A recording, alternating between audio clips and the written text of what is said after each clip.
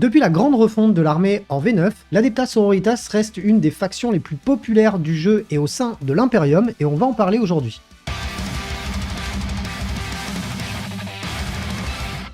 Avant d'aller plus loin, je vous invite à vous abonner à la chaîne si ça n'est pas déjà fait, à mettre un petit pouce bleu sous la vidéo et à rédiger votre meilleur commentaire. Si vous faites partie de ceux et celles qui en ont marre des pubs dans le carré magique, je vous invite à vous abonner sur Tipeee. À partir de 5 €, vous avez tout le contenu à venir de la Wargame Room sans aucune publicité pendant les vidéos. Sachez qu'en plus de ça, dans la mesure du possible et des moyens du studio, vous aurez accès à pas mal de vidéos en avance, et pourquoi pas un de ces quatre, du contenu exclusif à la plateforme. Sinon, si vous voulez aider le studio dans son développement, je vous invite à continuer d'acheter vos figurines via MyHobbyPlace avec le lien ci-dessous. Et pour ceux et celles qui ne savent plus quoi faire de leur denier, je vous invite à faire un don, que ce soit sur Tipeee ou Tipeee Stream, tous les liens sont là aussi dans la description.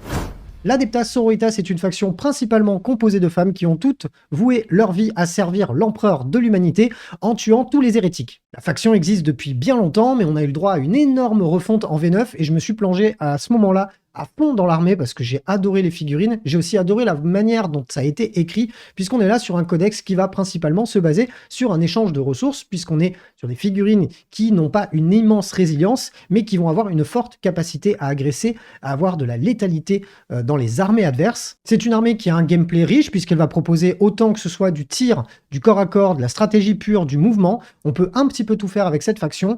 Le principal paramètre qu'il faudra prendre en compte, c'est le fait de bien échanger ses ressources avec son adversaire pour pouvoir tuer plus de choses que lui ne vous en tue. Sachez que cette vidéo n'a pas pour but de vous tourner vers un format ultra compétitif, c'est simplement une présentation globale de l'armée pour ceux et celles qui aimeraient se jeter dedans mais qui ne savent pas par où commencer ou qui du moins aimeraient en savoir un petit peu plus sans pour autant avoir à manger des vidéos de 2 heures. La règle de base des sœurs de bataille vous permet de jeter un certain nombre de dés durant la partie que vous allez pouvoir conserver. Ces dés seront des dés donc de miracle et vous pourrez les utiliser à la place de certains de vos jets de dés. Règle d'armée particulièrement forte puisqu'elle permet d'auto-réussir dans la mesure où on a fait des bons jets de dés, des sauvegardes ou encore des tirs assez décisifs dans une partie et ça peut clairement retourner une game. Ce nouveau codex vous proposera 4 détachements. Vous pourrez jouer donc séparément, vous ne pourrez pas les jouer ensemble, il faudra sélectionner un détachement pour pouvoir créer une armée sœur de bataille. Le premier sera celui des martyrs sanctifiés. Il est orienté donc sur toutes les figurines de votre armée qui ont le mot-clé Adepta Sororitas. Et cette règle va vous permettre d'améliorer de 1 votre jet de touche lorsque vous serez en dessous de votre effectif initial. Il vous suffira d'avoir perdu une figurine ou un point de vie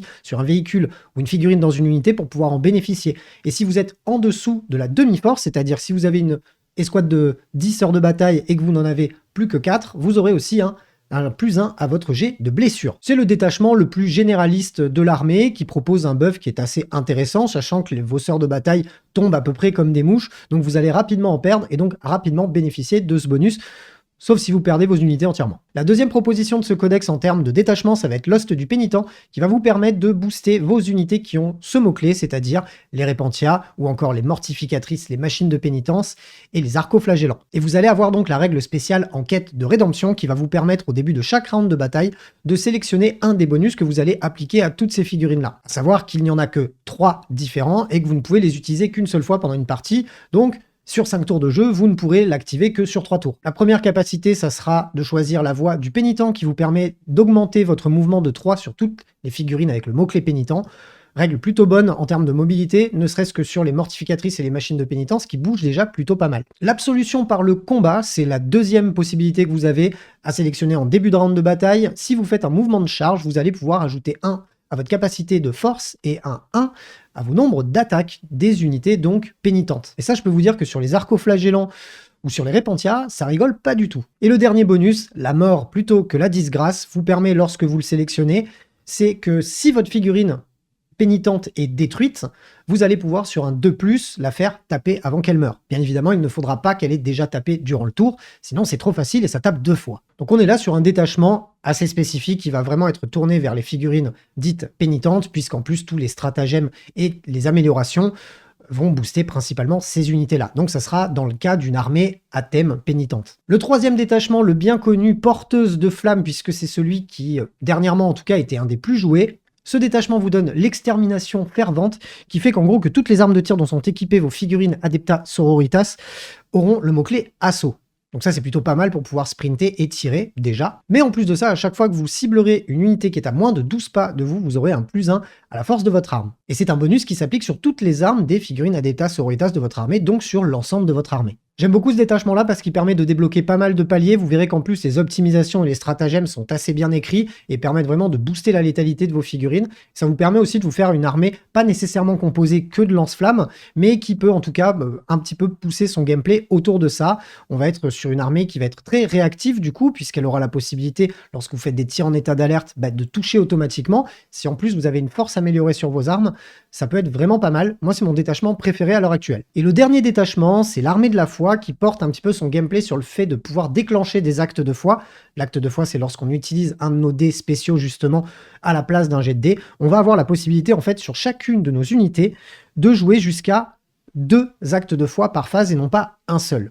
Ça lève une limitation qui est plutôt pas mal. Maintenant, ça va demander le fait de farmer ou du moins d'avoir vraiment beaucoup de points de foi, de dés de foi à dépenser. Sinon, la règle va être assez inutile, sachant qu'en plus, je suis pas ultra intéressé par les stratagèmes et les optimisations que ce codex propose. J'hésiterai pas, pourquoi pas, faire une vidéo un petit peu plus spécifique sur les stratagèmes et les capacités, mais je voulais pas rendre celle-ci trop lourde. Bon, de manière globale, malgré une hausse des coups en points il n'y a pas longtemps, parce que c'était un petit peu obligé vu la létalité et l'efficacité de cette armée, la faction reste très très forte à l'heure actuelle. Chaque unité peut avoir un fort impact dans son domaine, que ce soit pour le corps à corps, pour le tir ou encore pour la prise de position, les missions, les lignes qui sont très très bonnes. Mais il va falloir tout de même réfléchir à comment impacter votre adversaire et de quelle manière, parce que vos figurines sont très peu résilientes, hormis un petit peu les arcoflagellants et certaines unités, mais de manière globale, lorsque votre adversaire va vous rentrer dedans, les choses dans lesquelles il va rentrer, il va vous les détruire. Il faudra donc bien calculer à l'avance ce que vous allez lui mettre comme ressources sur le rable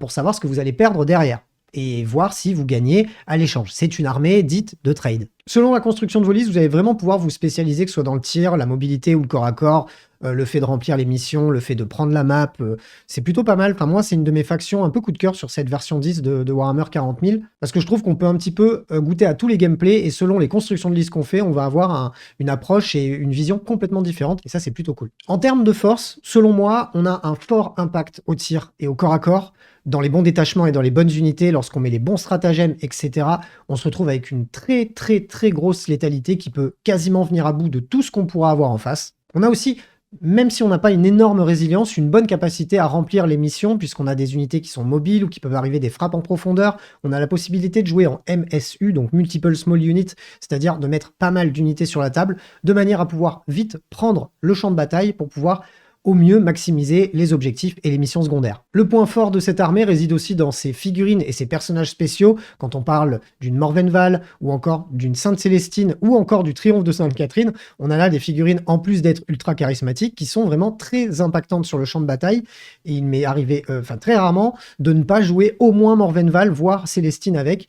Donc je trouve que c'est plutôt un bon point d'avoir des personnages charismatiques dans une armée, et surtout que l'on peut jouer aisément et qui vont avoir un réel impact sur le champ de bataille. C'est pas donné à toutes les armées. En plus, tous les personnages quasiment de la faction peuvent être intégrés à des unités qui sont déjà assez fortes dans le codex et qui, avec leur intégration, deviendront encore plus fortes. Et le dernier point fort, selon moi, de cette armée, c'est surtout cette rejouabilité qui est assez intéressante, dans le sens où on a un codex qui est assez épais avec pas mal d'unités. On va avoir vraiment la possibilité, avec en plus les détachements très spécifiques, de faire des listes d'armées complètement différentes et qui ne se joueront absolument pas de la même manière.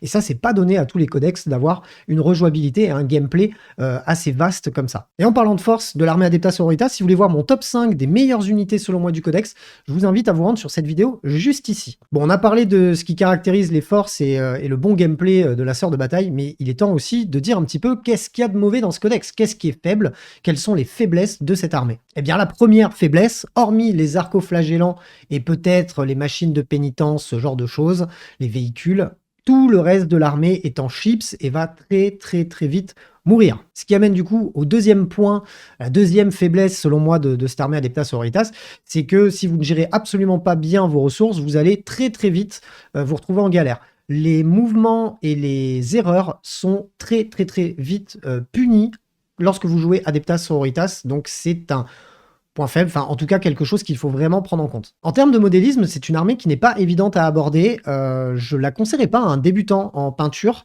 parce que mine de rien, il y a beaucoup d'éléments et ça peut très vite vous décourager. Maintenant, un projet peinture Adeptas Sororitas n'est pas impossible pour un débutant, mais il faudra l'appréhender d'une certaine manière parce qu'on a quand même beaucoup de choses sur les armures, des ornements, du tissu, de la peau, des métaux. On a un petit peu toutes les textures à peindre et ça peut parfois décourager certains peintres. Donc il faut prendre en compte quand même cet aspect du modélisme qui peut être une faiblesse pour certaines personnes, sachant qu'en plus l'armée Sœur de Bataille se joue avec quand même pas mal de figurines. Le principal point négatif dans tous les cas dans ce codex, ça va être de gérer cette frustration de parfois rater sa stratégie et du coup de perdre des ressources que l'on avait engagées pour détruire quelque chose. Et lorsque vous commencez à perdre l'échange de ressources face à votre adversaire, vous êtes encore plus dans la galère avec cette armée-là qu'avec une autre.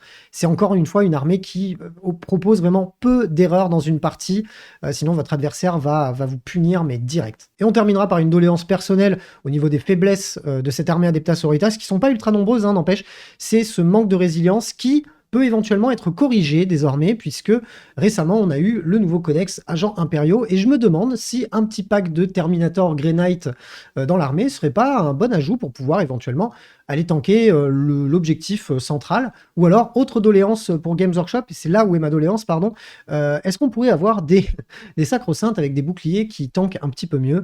Ça pourrait du coup calmer, ou du moins améliorer une des faiblesses du codex. Maintenant, on va pas cracher dessus. Dans l'ensemble, c'est un codex qui est, je pense, beaucoup plus bon qu'il n'est mauvais.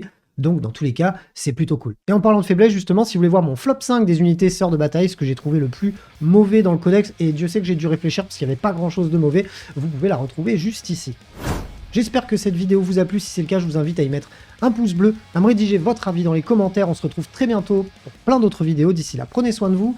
Salut les roommates.